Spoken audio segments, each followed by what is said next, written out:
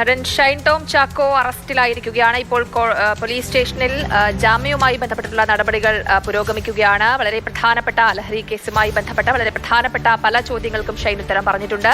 ഇപ്പോൾ ഷൈന്റെ പിതാവും അതേപോലെ സഹോദരനും സ്റ്റേഷനിലേക്ക് എത്തിയിട്ടുണ്ട്. ബിനിലുണ്ട് നമുക്ക് വിവരങ്ങളുമായി. ബിനിൽ, ഇനി തുടർ നടപടികൾ എങ്ങനെയാണ്? വീണ്ടും ചോദ്യം ചെയ്യുമോ? ഷൈൻ ടോം ചാക്കോയെ വീണ്ടും ചോദ്യം ചെയ്യാനാണ് പോലീസിന്റെ തീരുമാനം. അതിന് നോട്ടീസ് നൽകിയ ശേഷമായിരിക്കും ഇപ്പോൾ ജാമ്യത്തിൽ വിട്ടയക്കുക. ജാമ്യ നടപടികൾ പുരോഗമിക്കുകയാണ്. ഷൈൻ ടോം ചാക്കോയുടെ അച്ഛൻ തന്നെയാണ് ജാമ്യത്തിന് വേണ്ടി സാക്ഷിയായിട്ട് വരുന്നത്. അതായത് ഉറപ്പായി പോലീസിന് മുന്നിൽ ജാമ്യക്കാരനായിട്ട് വരുന്നത്. ഇനി കൂടുതൽ ചോദ്യം ചെയ്യൽ ആവശ്യമാണ് എന്നതാണ് പോലീസിന്റെ തീരുമാനം. അതിന്റെ അടിസ്ഥാനത്തിൽ പുതിയ നോട്ടീസ് നൽകിയാണ് ഇനി വീണ്ടും വിളിപ്പിക്കുക. എന്നത്തേക്ക് വിളിപ്പിക്കും എന്ന കാര്യത്തിൽ അല്പസമയത്തിനകം വ്യക്തത വരും. ഷൈൻ ടോം ചാക്കോയെ വീണ്ടും ചോദ്യം ചെയ്യും.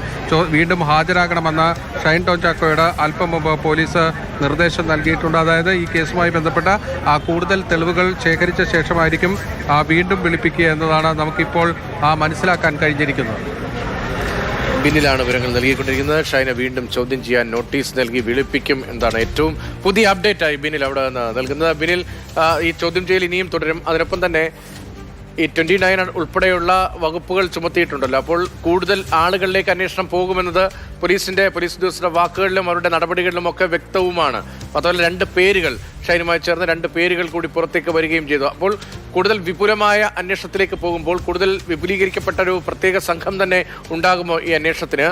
ഈ ലഹരി ഇടപാടുമായി ബന്ധപ്പെട്ട് ഷൈനിൽ നിന്ന് ലഭിക്കുന്ന വിവരങ്ങൾ ഉൾപ്പെടെ പരിശോധിച്ചുകൊണ്ട് കൂടുതൽ പേരെ പ്രതിയാക്കാനുള്ള സാഹചര്യമുണ്ടോ?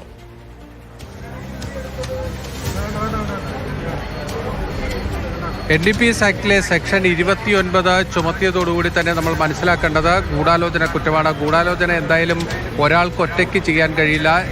2 അതിലധികമോ ആളുകൾ ഗൂഢാലോചന കാര്യത്തിൽ വേണം. അപ്പോൾ സ്വാഭാവികമായും ഷൈൻ ടോം ചാക്കോയ്ക്ക് സഹായം ചെയ്ത് നൽകിയവർ, ഷൈന് ഈ ലഹരി നൽകിയവർ, അങ്ങനെ പലരെയും പോലീസ് സംശയിക്കുന്നുണ്ട് എന്നത് വേണം അതിൽ നിന്ന് നമ്മൾ മനസ്സിലാക്കാൻ. കൂടുതൽ ആളുകളിലേക്ക് അന്വേഷണം ഉണ്ടാകും. കൂടുതൽ പ്രതികളും ഈ കേസിൽ വരാനുള്ള സാധ്യതയുണ്ട്. ആ രീതിയിൽ തന്നെയാണ് ഇതിന്റെ FIR പോലീസ് ഇപ്പോൾ തയ്യാറാക്കിയിരിക്കുന്നത്. ഈ ഹോട്ടലിൽ നിന്ന് എങ്ങനെ വിവരം ചോർന്ന് ഷൈൻ്റെ മുറിയിലെത്തി എന്നത് പോലീസിന് പരിശോധിക്കേണ്ടതാണ്. പ്രത്യേകിച്ച് പോലീസ് സംഘം അവിടെ എത്തിയത് കൃത്യമായി ഷൈനെ മനസ്സിലാക്കുകയും അതുവഴിയാണ് ജനൽ ചാടിക്കടന്ന് പുറത്തേക്ക് പോവുകയും ചെയ്തിരിക്കുന്നത്. അതുകൊണ്ട് ഹോട്ടലിനുള്ളിൽ നിന്ന് തന്നെ കൃത്യമായി ആ വിവരം, പോലീസ് താഴെ എത്തിയിരിക്കുന്നു എന്ന വിവരം ഷൈന് കിട്ടിയിട്ടുണ്ട് എന്നതാണ് പോലീസ് ന്യായമായും സംശയിക്കുന്നത്. ആ ദിശയിൽ അടക്കം അന്വേഷണം ഉണ്ടാകും. അങ്ങനെ കണ്ടെത്തുകയാണെങ്കിൽ ഈ ഹോട്ടൽ ജീവനക്കാരടക്കം ഈ കേസിൽ പ്രതികളാകാനുള്ള സാധ്യത. തീർച്ചയായിട്ടും വരും. അതേപോലെ തന്നെ ഈ ഷൈനെ ചോദ്യം ചെയ്തപ്പോൾ പോലീസിന് വളരെ പ്രധാനപ്പെട്ട പല ഉത്തരങ്ങളും ലഭിക്കുന്നുണ്ടായിരുന്നു. ഈ ഹോട്ടലിലേക്ക് എത്തുമ്പോൾ അവിടെ നിന്ന് എന്തിനാണ് ഇറങ്ങി ഓടിയത് എന്ന ചോദ്യങ്ങൾക്ക് ആദ്യമൊക്കെ മറുപടി ഭയപ്പെട്ടിട്ടാണ് ഓടിയത് എന്ന് പറയുന്നു. പക്ഷെ പിന്നീട് സജീറിനെ ബന്ധമുണ്ട്, തസ്ലിമയെ അറിയാം എന്നടക്കമുള്ള പല പ്രധാനപ്പെട്ട ചോദ്യങ്ങൾക്കും ഉത്തരം പറഞ്ഞിരുന്നു ഷൈൻ. അപ്പോൾ അത് തന്നെയാകുമല്ലേ വീണ്ടും ഒരു ചോദ്യം ചെയ്യലിലേക്ക്, ഇതുകൊണ്ടൊന്നും തീർന്നില്ല എന്ന ഒരു നിലപാടിലേക്ക് പോലീസ് എത്തുന്നതും വീണ്ടും ചോദ്യം ചെയ്യലിലൂടെ കൂടുതൽ കാര്യങ്ങളിൽ വ്യക്തത വരുത്തേണ്ടതുണ്ട് എന്നൊരു നിലപാടിലേക്ക് പോലീസ് എത്തിയിട്ടുണ്ടാവുക? ജയലക്ഷ്മി, ഈ കേസിൽ ഇപ്പോൾ FIR രജിസ്റ്റർ ചെയ്തതോടുകൂടി ഫോണുകളുടെ ശാസ്ത്രീയ പരിശോധന അടക്കമുള്ള കാര്യങ്ങളിലേക്ക് പോലീസിന് പോകാൻ കഴിയും.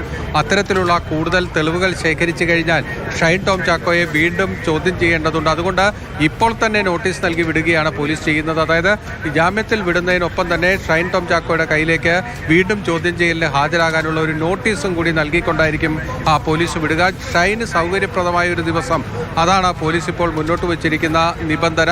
ആ ദിവസം വീണ്ടും അന്വേഷണ ഉദ്യോഗസ്ഥന് മുന്നിൽ ഹാജരാകുക. ആ ആവശ്യം നിരത്തിക്കഴിഞ്ഞു. ഇനി ഷൈൻ ടോം ചാക്കോ പറയുന്ന ഒരു ദിവസം പോലീസ് തെരഞ്ഞെടുക്കും. അതനുസരിച്ചായിരിക്കും ഇനി കൂടുതലുള്ള ചോദ്യം ചെയ്യലുണ്ടാകുക. അതോടൊപ്പം തന്നെ ഈ കേസിൽ ഇപ്പോൾ വൈദ്യപരിശോധന നടന്നു കഴിഞ്ഞു. ലഹരി ഉപയോഗം കണ്ടെത്താനുള്ള ഒരു ശ്രമമാണ് പോലീസ് നടത്തിയിരിക്കുന്നത്. അത് പോസിറ്റീവായാൽ ഷൈൻ ടോം ചാക്കോയുടെ കാര്യം കൂടുതൽ കുഴപ്പത്തിലാകും. പക്ഷേ അത് പോസിറ്റീവ് ആകുക എന്നത് അത്ര എളുപ്പമുള്ള കാര്യമല്ല. പ്രത്യേകിച്ച് ലഹരി ഉപയോഗം സംശയിക്കുന്ന സമയം കഴിഞ്ഞ് ഏതാണ്ട് 48 മണിക്കൂർ പിന്നിട്ട് കഴിഞ്ഞു. അതുകൊണ്ട് തന്നെ ഇനിയൊരു ശാസ്ത്രീയ പരിശോധന കൊണ്ട് ഈ ലഹരി അങ്ങനെ പല വെല്ലുവിളികളും പോലീസിന് മുന്നിലുണ്ട്. അതൊക്കെ മറികടന്ന് വേണം മുന്നോട്ട് പോകാൻ.